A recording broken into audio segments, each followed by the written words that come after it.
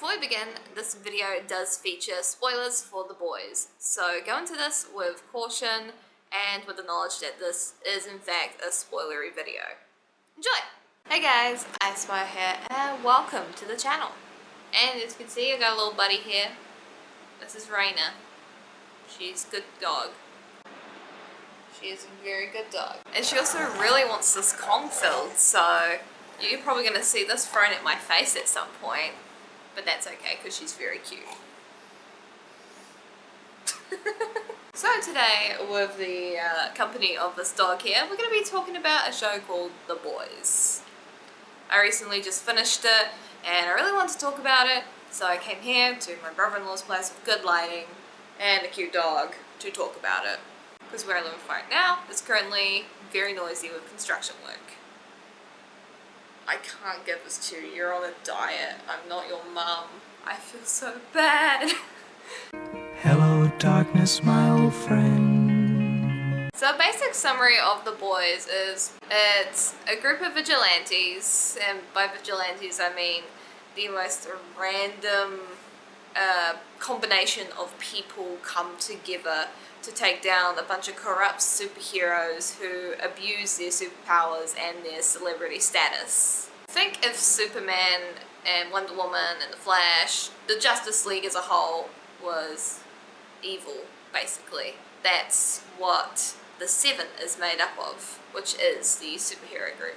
So the series primarily follows two groups. The Vigilantes, which is made up of Huey, Billy Butcher, Mother's Milk, and Frenchie, and then it also focuses on the Seven, which is Evil Justice League, which has Homelander, Queen Maeve, A-Train, Starlight, The Deep, just to name a few off the top of my head, probably missing one.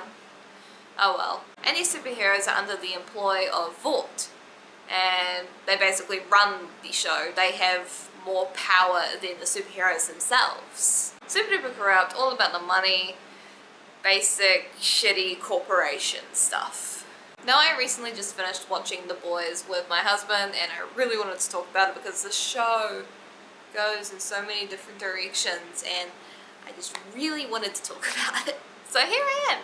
Now one of the biggest things about The Boys that I liked is the characters. The characters, both good and evil, are really interesting. For example, Billy Butcher, he's crude, he is very blunt with the shit that he says and like tells people to do, and his like group of vigilantes that are trying to take down the Seven. And the puppy's going back to bed. I wish. And a bonus point is also that he is from New Zealand, the actor, and they let him keep the New Zealand accent, so when I first heard him talk it was like, ah, it sounds exactly like what I heard growing up, including the casual throwing around of the word cunt. But behind all that is a really interesting backstory. I mean, without going too deep into the spoilers right now, I'm going to cover the spoilers in just a moment. Here's a backstory that involves his wife that is very sad and also really interesting to see unfold. And the circumstances surrounding what happened to his wife are very much up in the air, so both you as the viewer and Billy are, you know, you're kind of in the same car going on the same journey together trying to see what happened. Both you as a viewer and the character are finding out at the same time what exactly happened with Billy's wife, and it's really interesting. And another interesting character is Homelander.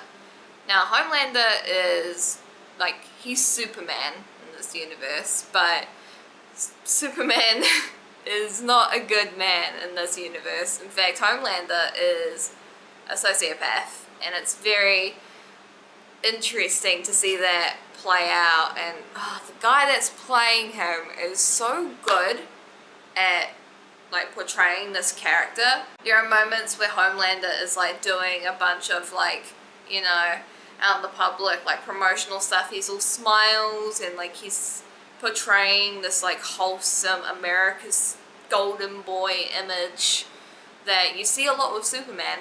And then as soon as like the cameras are off, he just shuts down. Like blank face, does not give a shit. And it's so well done. Fun fact, the guy that plays Homelander is also a New Zealander.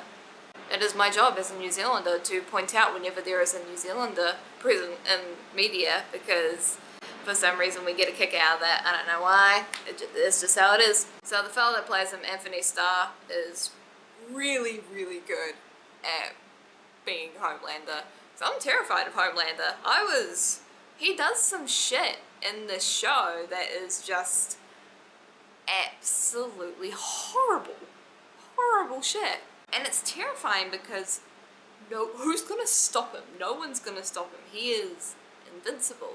And they make a point of, showing that, like, he has no weakness. That's a big part of the climax. Is like, one of the characters thinks they figure out his weakness, but it turns out it's not the case. He doesn't give a crap at all at what they tried to use against him.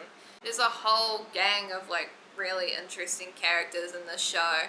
And honestly, whoever did the casting, you did a good job, because these people that they've hired to play these characters do a really good job. Now, I'm not familiar with the comics at all. I've never touched them, and the first I've heard of them is when I heard of the show. So I went into this completely blind. I didn't know what the story was, save for the parts that I saw in the trailer. I knew off the bat that Huey, the main character's girlfriend, she dies, and Vought and the superhero that killed her, A-Train, they want to just sweep it under the rug like it never happened. Not a big deal. Don't bring any, like, negative press onto A-Train or the Seven. So I knew that off the bat, along with the fact that this is like if Justice League was evil. But I was not expecting just how gritty the show gets. You see characters getting blown up from the inside out. You see a man getting a blowjob and then stretching himself halfway across the room to make out with two other dudes. That's another thing that you see. You see a plane get shot out of the sky and just straight up child murder. And it's heavy. It's very heavy.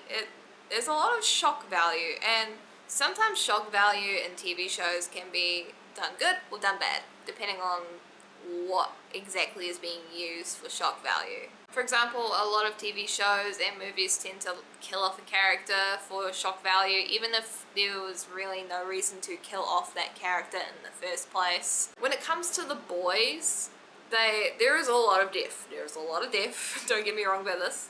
When it comes to The Boys, there is a lot of death. People die. And it's very horrible most of the time, the way it happens. And it's not for the faint-hearted, so if you, like, are sensitive to, like, gory violence, then, this probably isn't the show for you. I'm surprised I even liked it, to be honest, because I am sensitive to certain types of gore. I don't know, I'm really selective personally. Some things I can handle completely fine, and then others I can't handle at all. So it surprised me that I could watch this show like all the way through. And I think the reason for that is because the gory moments, the shock value parts, if you will, they happened in a way that made sense with what was going on in the story. In episode 3, you meet a character named Popclaw. And Popclaw, to sum up what happens with her, Popclaw gets high on a drug called Compound V, which is what A-Train is addicted to. He got so high that he ran through a woman. That's how Huey's girlfriend died. He was just so high and out of it that he just ran straight through her and didn't really care much at all about it. It's a dangerous drug, and Popcorn takes the drug and gets very, very, very high. That's a few minutes later. She is now acting out a BDSM role play with her landlord in order to, like, she didn't have the rent, so, like, let's sort something out, if you get what I mean.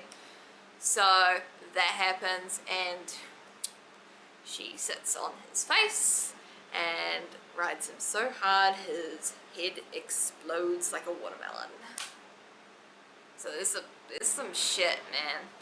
And not only did this moment like serve as something shocking that happened, it also made sense of what was happening with the story, because it shows just how screwed up someone can get on Compound V, which was the drug. Now originally when I decided I wanted to make this video, I wanted to talk about basically how fucked up Homelander was and just gush about the series, and I'll take that moment now. This is a really good bloody show. If you can handle gore and strong sexual content, both the consensual and non-consensual kind, I would say go for it, but just be warned in advance that that does feature shit like that. You know, there is sexual assault in the show, and I know I'm personally very sensitive to that. I never used to be, but Berserk fucked me up. I watched the Berserk movie a while back.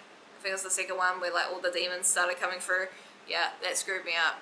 Haven't been able to handle that shit since. So just be warned if you're sensitive to that, because there is that shit in this, along with, you know, violence and whatnot. And that's actually one of the points that I want to talk about, is a plotline that involves the sexual assault. So there are two characters, and the two characters that we're going to be focusing on in this segment of the video is Starlight and the Deep. So to explain who these people are very quickly, Starlight is the newest addition to the Seven. She comes from a very small town. She was basically raised by her mum to become a superhero, in the way that a lot of like pageant mums sort of, you know, groom their children to become like beauty queens and whatnot. She performed in like little hero pageants and shit like that. And she's a good person. She's one of probably the only person in the Seven that is genuinely a good person. So Starlight is the, you know, shiny new member of the Seven. And then we have the Deep. The Deep is basically the Aquaman of the Seven. And he comes across as this really nice guy who he cares about the environment, at least to the public, even though he drives a Hummer. Irony, he can talk to the porpoises. It's very interesting. And he has gills. He's got gills on his ribs. It's a kind of gross, but also a really cool effect, I gotta say that. But what happens between these two is that Starlight admits to having a tiny crush on the Deep, like back when she was a kid, and she was aspiring to join the Seven. And he takes advantage of that, or sees some kind of sick opportunity and whips his dick out. She gets upset, and her powers cause everything in the room to like flicker. The lights flicker and the screens on the wall crack. I'm not entirely sure what her power is. I think it's some sort of like light manipulation as well as super strength. So the Deep whips his dick out and he's like, hey, you know, if you don't do this, I will make sure that you lose your place in the Seven by saying you attacked me. So she kind of gets, you know, manipulated and feeling like she has no choice but to give in to this asshole's demands. So she does. And it's really fucked up, because who does it? He's a dick. If you do that, you're a dick. It's a real dick move. It's like the biggest dick move anybody could do. And later in the show, you do see that, you know, the Deep does get outed for this, because Starlight outs him for it. And it's well fucking deserved, you know. He shouldn't get away with it. But the interesting thing is that you see the Vought Corporation, which controls the Seven, twist it into like a promotional thing for Starlight. And he issues an apology video, which then gets taken, like a little piece of it out of context, and then put into a promotional video for Starlight, which I'll just play here, just so you get what I mean. This small-town girl next door wanted to change the world. Since when did hopeful and naive become the same thing? But the world had other plans. Starlight, hope you can forgive me. Battered and beaten, a phoenix rose from the ashes with a message so loud, so raw, it couldn't come forth as anything less than a roar. Witness her power, hear her truth. And I'm done taking any more shit. Watch her stand up and fight back for all of us. Citizen Starlight, coming this fall from Vault. The way that Vaughn manipulates both the footage of Starlight's speech and the Deep's apology video just goes to show just like how manipulative they are into turning the Seven into like their perfect little golden boys and girls for the public. Because of the video manipulation, Starlight gets more popularity and she's upset that, you know, they took her words out of context just to like for promotional use. And overall I feel like Starlight's involvement with the Seven just goes to show how manufactured the Seven's lives actually are compared to what the normal everyday man sees on the screen. And because she witnesses, you know, just how not so clean cut and great members of the Seven are, and the goings on with Vought and how they try to shape her to become, it influences the actions that she takes in the show and who she eventually becomes. She wants to be a hero. She still wants to be a hero, even if she's feeling really lost at the moment. And it's very just Starlight's a good character. She's great. I love her. She's probably my favorite of the Seven. As for the Deep, he gets a very sick karma. He himself ends up being sexually assaulted, and you see that play out, and it's very graphic because a woman puts her hands in his gills, and it's very odd. It's an ironic, sick karma for him, and yeah, you get to basically see his downward spiral after that. And a lot of it is a pity party because he got kicked out of the Seven, and a lot of it is just, you know, now he knows what Starlight felt like, and yeah, that's basically what happens with the Deep. I've seen a lot of people, and by a lot of people I mean a select crowd on Tumblr, you know the crowd I'm talking about. I've been around the block to know this particular type on Tumblr when I see it. There is a specific group of people on Tumblr that say that all the women characters' roles are just for, you know, to be sexually assaulted or killed or demeaned, and like they don't have a character outside of that. But that's just not the fucking case, and if you think so, you didn't watch the show outside of what you've seen in screenshots or angry little text posts on Tumblr. Now off the bat I will say that outside of Starlight, the other female characters in the show, you know, they don't have too much going on at the moment, probably save for Kimiko.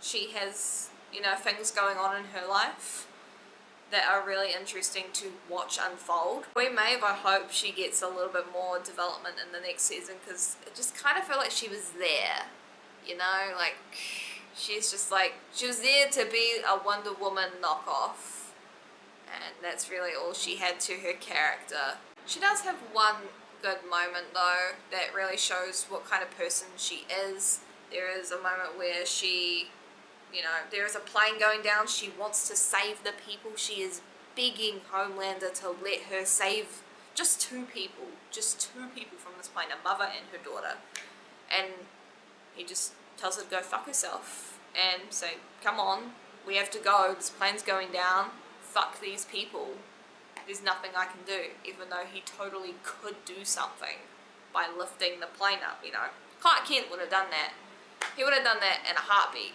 But Homelander did not. He didn't even cross his mind, and he didn't even give like a single flying fuck about any of the people in the plane.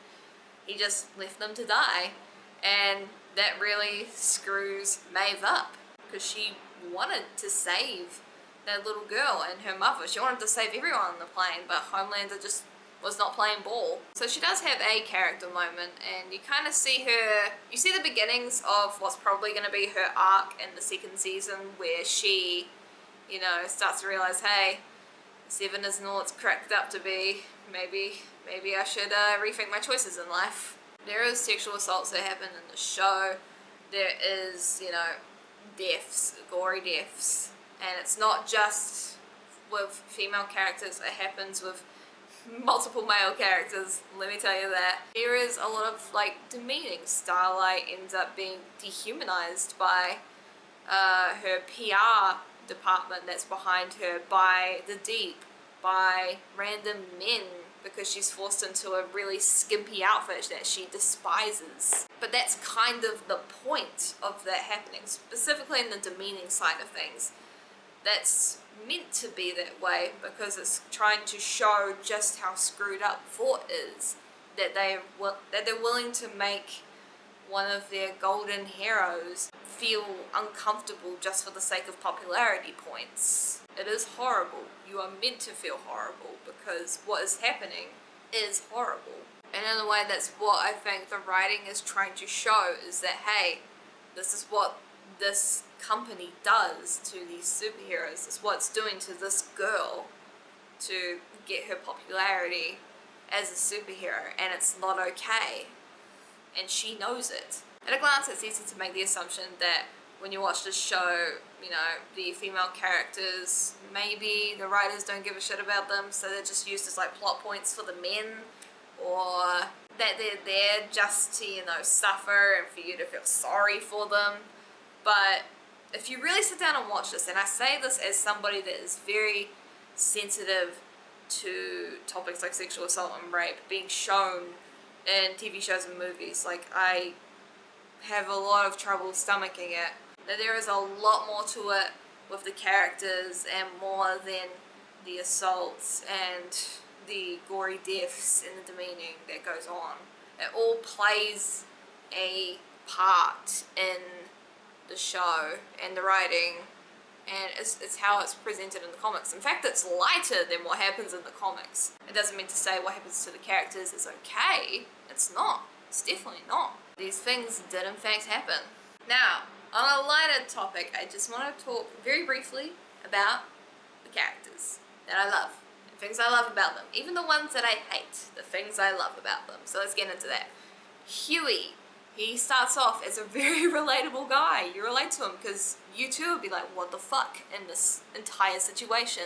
And you see him grow as a person. You see him become stronger and more willing to stand up for himself. And it's great. You're rooting for him. And just, precious cinnamon roll, needs to be protected. Love that boy. Billy Butcher. He's very blunt. He likes to say the word cunt a lot. He's a funny guy. And under all this gruffness and his tough persona, you see that, you know, he's struggling with some shit because of, you know, he wants to find out what happened to his wife, and you yourself as a viewer, you're very invested in this, so of course you're kind of low-key rooting for Butcher, but at the same time judging certain things that he does, because he's not a good person but also not a bad person. Maybe not like wholesome, but just like some of the shit that he says, it's weird, but he means it in a kind way, which makes him wholesome in my eyes. Mother's Milk is great. He's a cool dude. Like, you know, he loves his wife. The other boys make fun of him for it, but he's just like, nah, fuck you guys. At least I got a wife, you know? At least I got a woman that loves me and I ain't afraid to show it. Or, you know, I'm not ashamed of it when she gives me affection and I have to give affection back via a phone call, you know? Kimiko, aka the female, she's a tough cookie. She's a very tough cookie, but you root for her. You definitely root for her because, you know, you want to see her, you know, get back her identity from when she was kidnapped.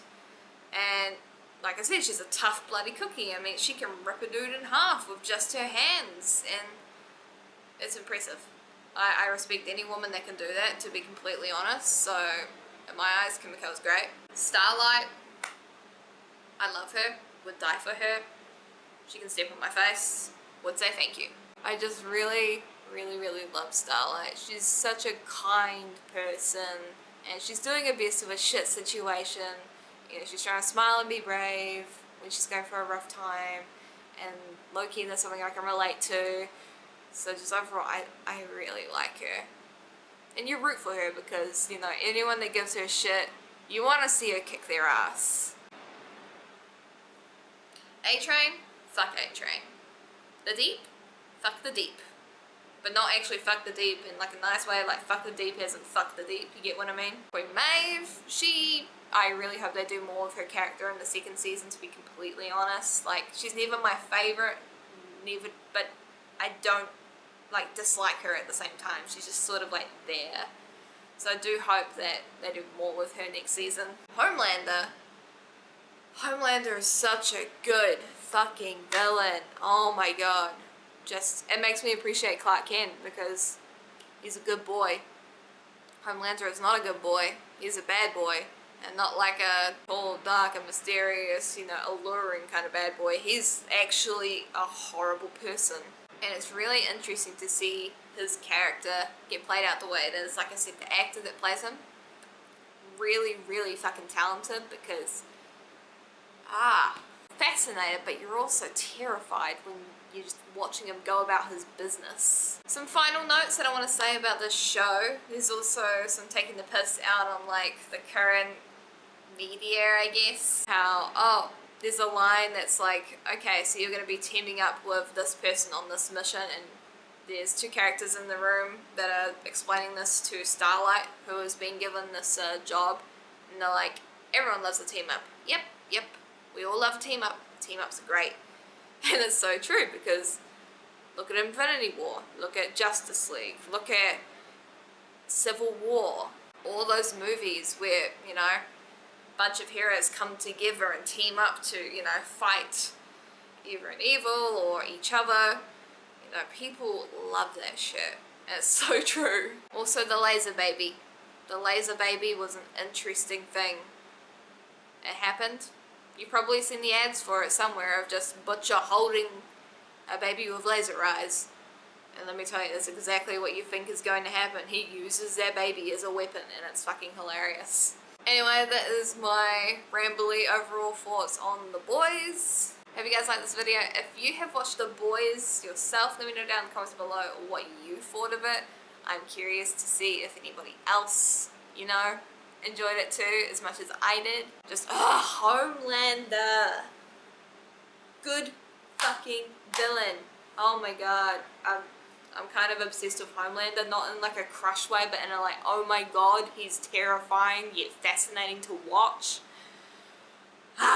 Consider supporting me on Patreon, as it feels to grow for my content's quality and the variety and production of said content that you guys get to see, all here on the channel. And of course, as always, a huge thank you to my current patrons. They are Nicholas Montoya, Hasgirl, Cooladora, Kay, and Zapfinouch. And if you want to see your name shouted out at the end of the video like these guys, do hop over onto Patreon and have a look around at the cool rewards on offer. Or if you don't want to deal with the whole monthly subscription stuff, do consider checking out my Ko-Fi. If an easy, breezy, or one-off donation is more your thing, do check that out. Anyway, it is IceWire signing off, and I'll see you in your bits later next time on the channel. Have a lovely day / night wherever you are in the world, and I'll see you guys next time. Bye!